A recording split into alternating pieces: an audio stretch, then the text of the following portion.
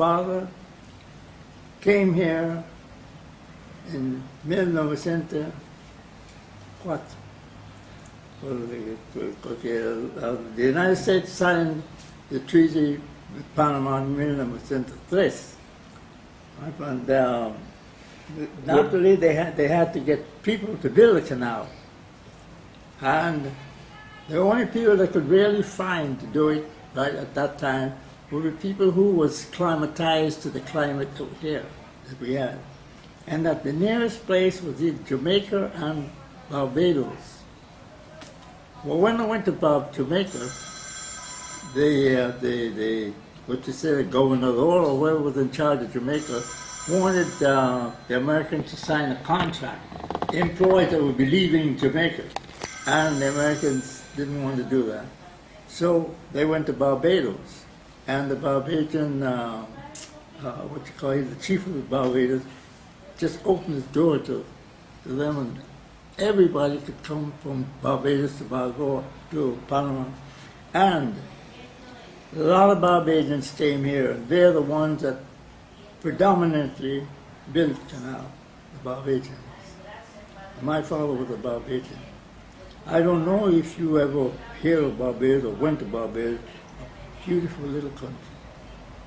Small but beautiful, with a lot of dignity and a lot of intelligent people.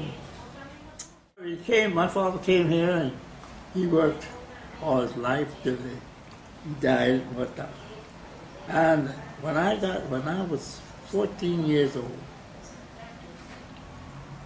times were hard and the salary my father made was small and things like that. And I decided I wanted to go out and see if I could find a job to help him. And in those days they were hiring boys to carry water to the workers.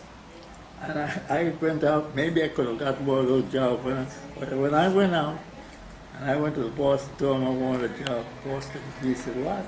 I said, "I'd like to get a job." He said, "We don't have children here." And I stood there for moments and he looked at me and said, "You sit over there for a while." And I sat over there in his office for a while, and he called me and he said, "I'm going to employ you as a boy." And this is my desk here in the office. And all those employees you see out there, all white Americans, you know, in the office there at the time, I have to give them work to do. And I assign the work to my desk, and each one of them there have a basket. And my work will be put in there for them to take care of. And when they get through with it, you bring it back to me for me to sign it. Sure, I'll be glad to.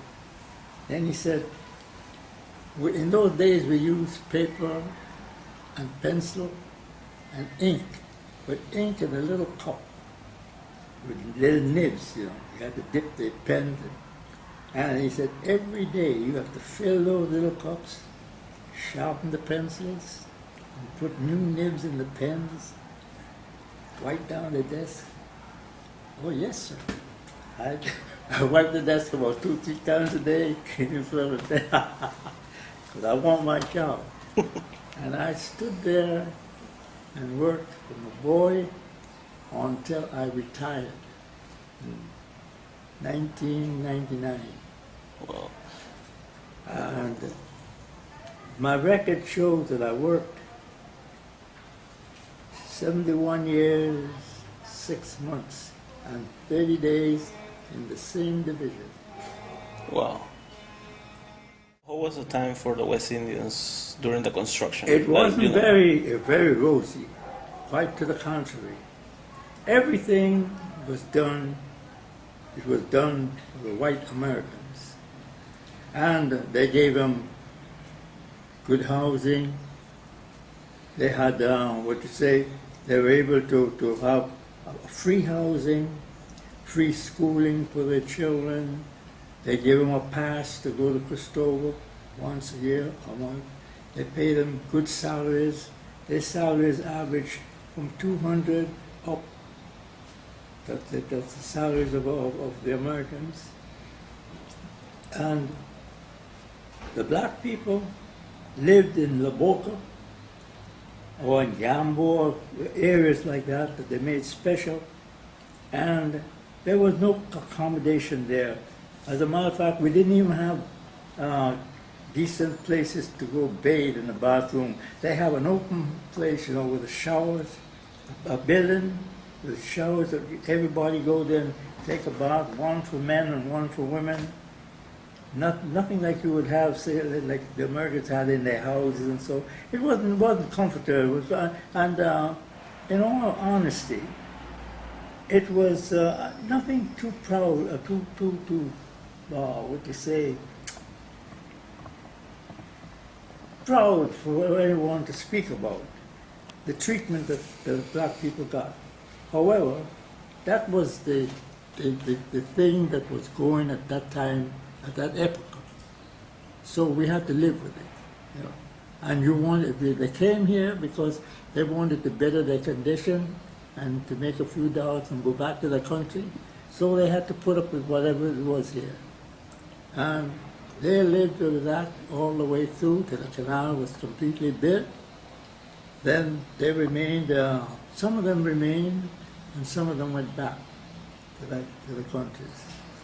Well, my father, he stood, and he had a family here, and he raised us, and then I got a job to help him, and he raised my mother, the family, there were 6 of us, my father, my mother, and 6 children, and we all, schooling was not very much schooling, and most of what I got to know was through my mother.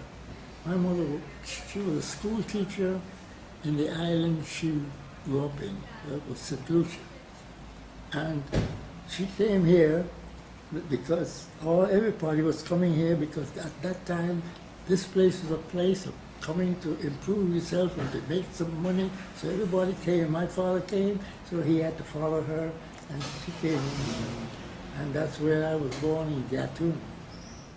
And but most of the people that came here, they came here to dig the trench of the canal, and that's mainly the purpose of those people came. And in those times, you didn't have the modern machinery and equipment like you have today. It was built with big axe and shovels. Well, when you see men going to work in the morning on their shoulders, it's either pick, an axe, or a shovel. They're going into the trench to dig that canal, that opening for the water to flow through. That's what they came here for, and they did it.